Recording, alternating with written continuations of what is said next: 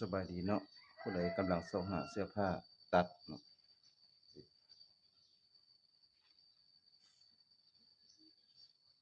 ตัวนี้มันเป็นด้านหน้าเลยถุงบัว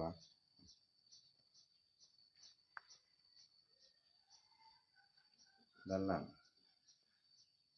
แยก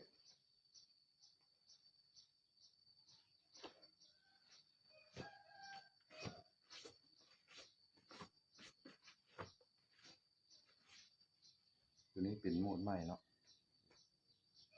คล้ายกับเสื้อสูท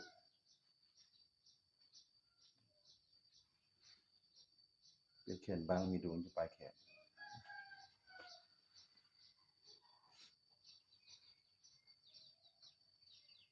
แยกหลังสองข้างแยกหลังสองข้างก็อันนี้สีแดงจ้านี่นะทีนี้ก็เป็นโหมดเดียวกันเนาะใส่ดูมตามต้องการเด้อลูกค้า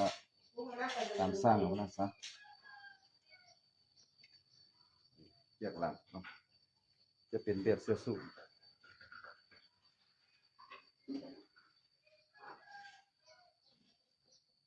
สีฟ้า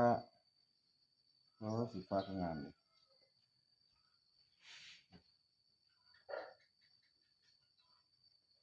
แยกหลังโหมดเดียวกันเลยเนาะ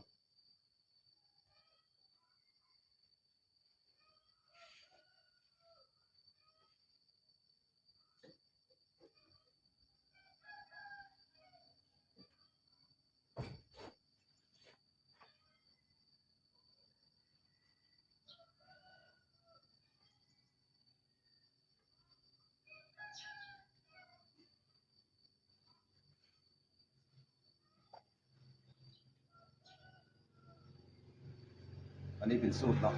สูตรผู้เฒ่า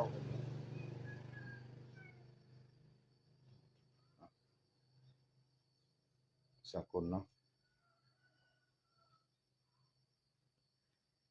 มีสองสั้นเลยสองสั้น